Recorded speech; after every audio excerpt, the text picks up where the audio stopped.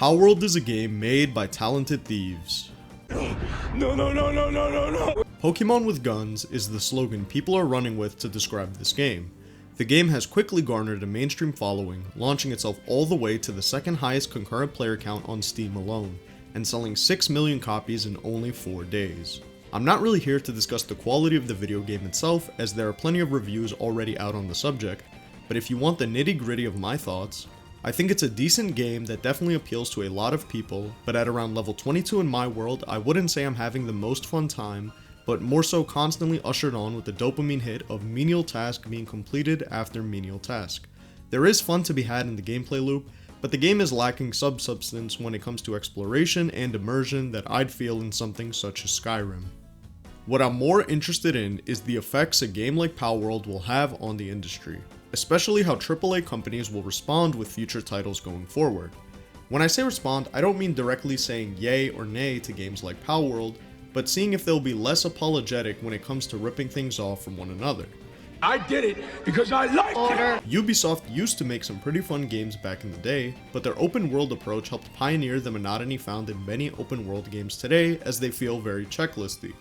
Being the studio responsible for the infamous tower to unlock part of the map, this system was then incorporated into many titles for years to come, including the renowned Breath of the Wild. This isn't the only or first instance of one company having an idea and then this being iterated upon or used in games from other companies in the future. It's very common practice to take what somebody else has done and put your own spin on it. This is found not just in games, but in other mediums as well, such as film or television. Even so much so as for some people to say there are no new ideas in film, but rather films take concepts and iterate upon them with their own style. This can be found in earlier comic books as well, with the first Justice League comic coming out in March of 1960 and Marvel responding with the Fantastic Four only a year later.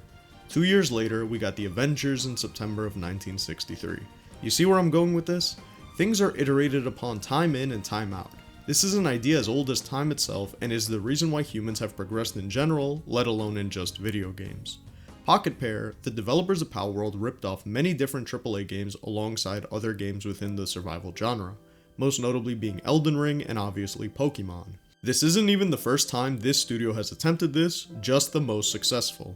Their less popular Craftopia was attempting to mix Breath of the Wild with survival crafting elements, an idea Nintendo did better with their own follow-up to Breath of the Wild with Tears of the Kingdom. The game is being called out for ripping the model straight from Pokemon and just doing some color swaps and redesigns of the models, similar to something you would find on DeviantArt. So the best place to start would be, is Palworld a Pokemon knockoff? A knockoff is a copy or imitation, usually a cheaper alternative to an expensive item. Pokemon is much more expensive being a AAA title, but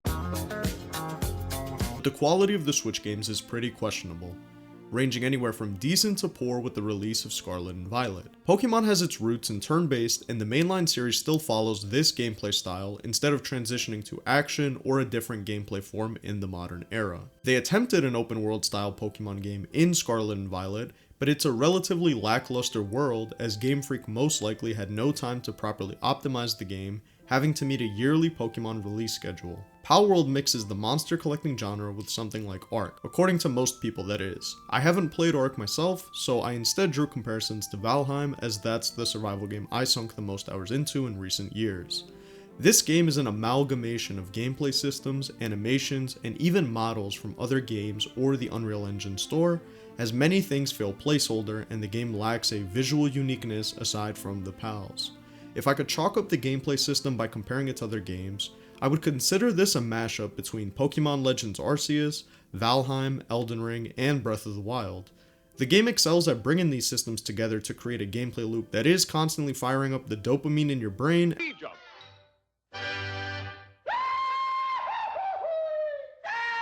as you complete the chores left and right. The actual roaming of the world can be a fun time as you go around discovering new pals or biomes, but many of the activities you're doing fall under that of a management sim over just exploring, fighting, or capturing pals. There are many things to be said about the game, and it is in an alpha state, so maybe over time these systems will become fleshed out and the game will truly become something special. But as of right now, it takes different games and just combines core aspects into one to satisfy certain itches. All this to say, the game is unique in some sense, but it takes so much from other games that it's hard to get a good idea of what Palworld is trying to be. The CEO of Pocket Pair, Takuro Mizobe, has said this early access build is about 60% of what the final product will be. So if that's the case, then I'm wondering how the final product will look over time if it ever comes out. If you don't know, the company had a previous game known as Craftopia that has been in early access since its launch in 2020, and they did go dark for a certain amount of time with nothing new to say. Being the way it is, you can't truly call the game itself a Pokemon knockoff. Where they have ripped Pokemon off is in the monster designs themselves. There are tweets from people going into Blender and comparing the models themselves and finding them eerily similar. There is discourse going on about the alleged truth of the model comparisons, but regardless, the overall designs are very similar to different Pokemon. Video Games Chronicle has allegedly spoken to 2 AAA artists that have stated it would be damn near impossible to get an identical model without ripping them from Pokemon games, or at the very least tracing meticulously. The other artist stated that the wireframe meshes look different, so they can't be considered the same for that reason, but they were most likely built upon the Pokemon models, and the Pocket Pair artist made a few changes to make them different. I'll have the article linked in the description for those curious. It's a short but interesting read. This isn't the first time an indie team has allegedly ripped something from a AAA studio either. The developers behind Bleak Faith Forsaken, an indie Souls-like, caught a lot of flack last year for allegedly taking animations out of Elden Ring. The developers claimed they bought an animation pack off the Epic Games asset store that had the animations and they didn't know. Nothing came of the situation, but the developers decided to change the animations anyway just to make sure it's different. This could be something Pocket Pair will do with their pals to steer clear of the Pokemon controversy, but I doubt it'll happen due to them appealing to the consumer's nostalgia and familiarity with Pokemon. This is known as the familiarity principle or familiarity theory in marketing. Consumers are more likely to choose a product that comes from the same brand even if this isn't the best choice for them currently. Liar! This develops a sense of brand loyalty amongst consumers, thus they are more likely to reject products in the same category from a different company or brand. Who the fuck is this? This can also be seen with things such as content creators and their fan bases. For example, Pokemon is the king of the monster collecting subgenre. The Pokemon Company generates an obscene amount of money each year through their games, show, merchandise, trading card game, and the list goes on.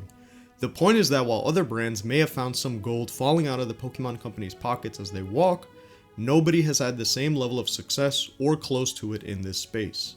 Digimon, Yokai Watch, Shin Megami Tensei, Monster Hunter Stories, even Temtem. It doesn't matter which of these franchises you like or dislike, the point of the matter is that they all entered the space, but nobody has managed to top Pokemon. That's not to say they didn't see levels of success or good money in their endeavors, but to illustrate how much of a titan Pokemon is in this space. Palworld isn't trying to directly compete with any of these franchises, but rather take the unhappy Pokemon fans, dump them into their game of a different style, and make new Palworld fans out of those that play the game. The trailers and free publicity labeling the game as Pokemon with Guns has done nothing but help the development team grow, as things such as YouTube and Google suggest things in the algorithm through keywords, in this case being Pokemon.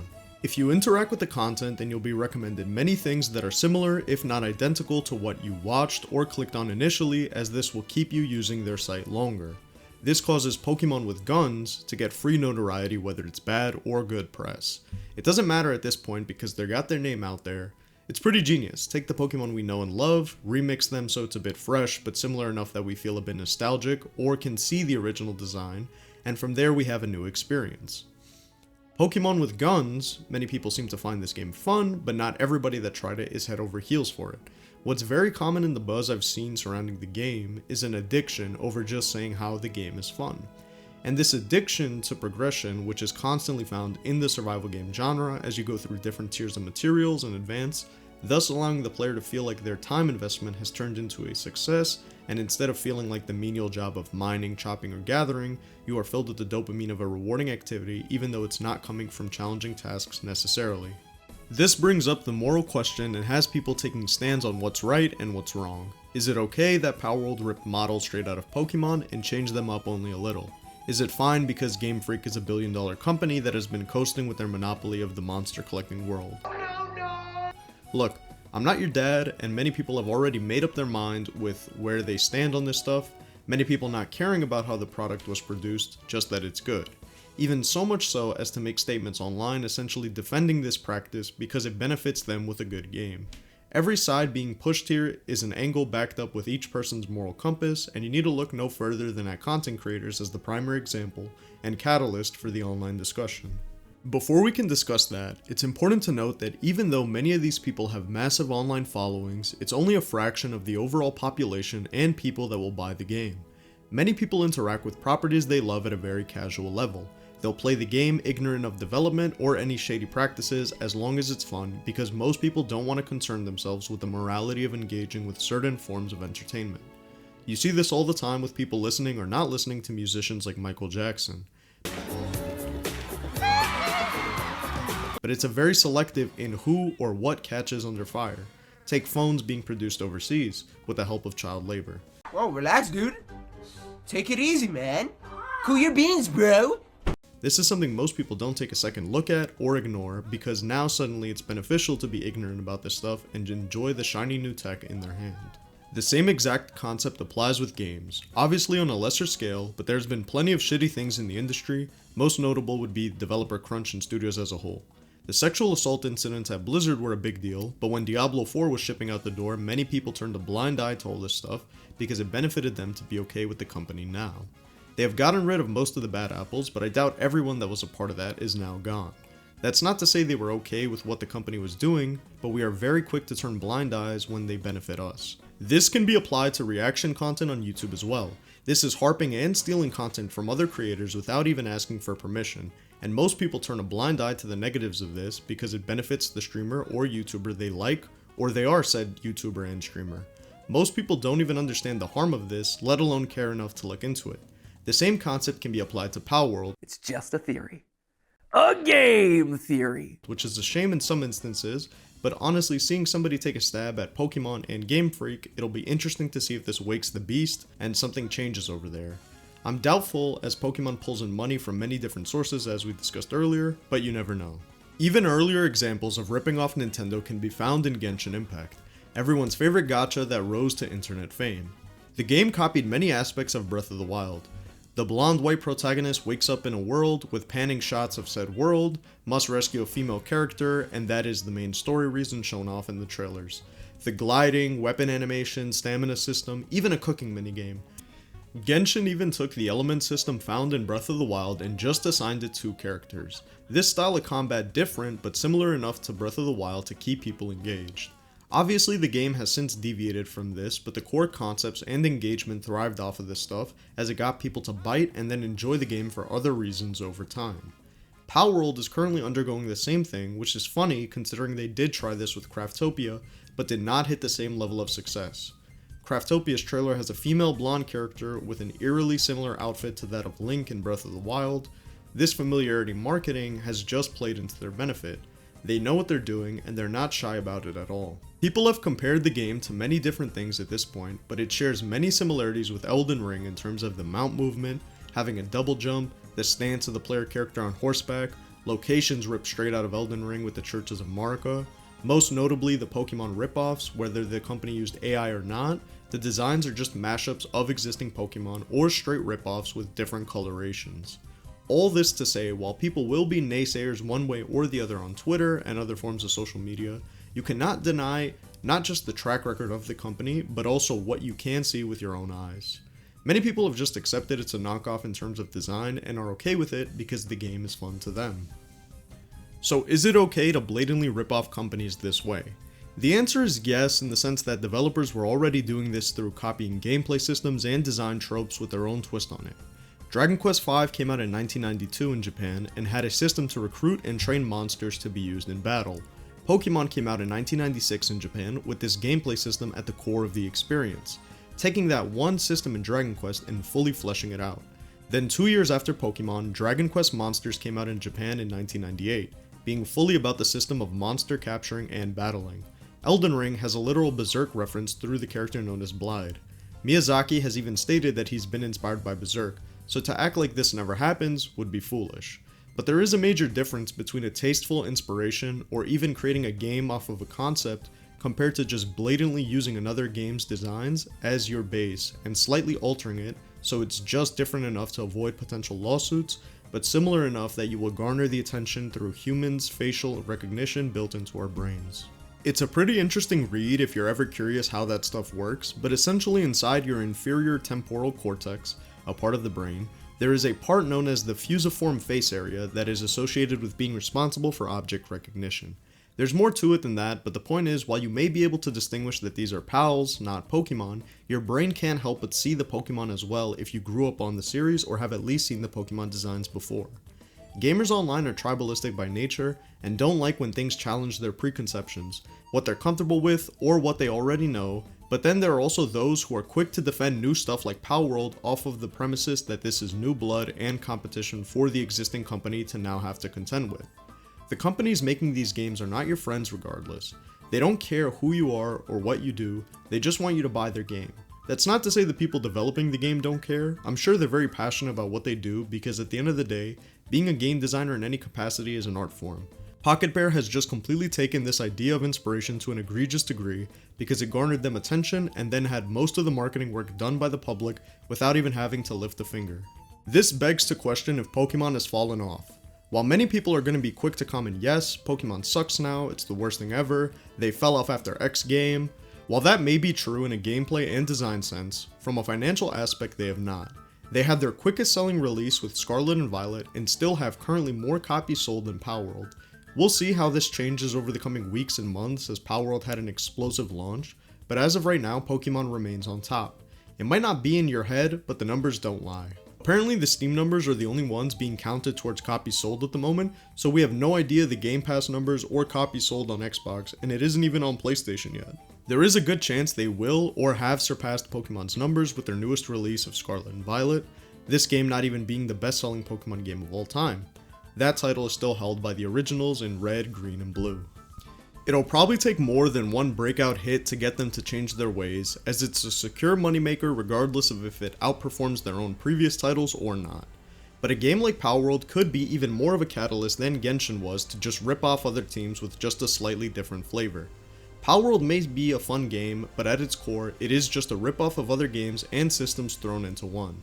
While other games do similar things, that's why we have genres and even subgenres like Souls-likes to compare titles to one another, this idea isn't just another attempt at creating a smash hit like Pocket Monsters, but rather a creatively bankrupt alteration of what Pokemon is to fit into a new game. The game finds its core being a blend of automated survival element simulation with that of monster capturing and battling. Other companies have attempted similar ventures, most notably being Starfield ripping off Cyberpunk 2077 and Red Dead Redemption 2, being games that Todd Howard played and enjoyed during Starfield's development. That's why the aesthetic is similar enough to see the comparison, but one is a far cry of quality compared to the others.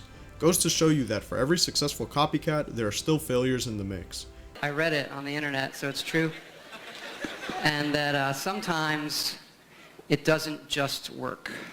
And for that reason alone, all you can say is just hats off to Pocket Pair, the most talented thieves in the industry.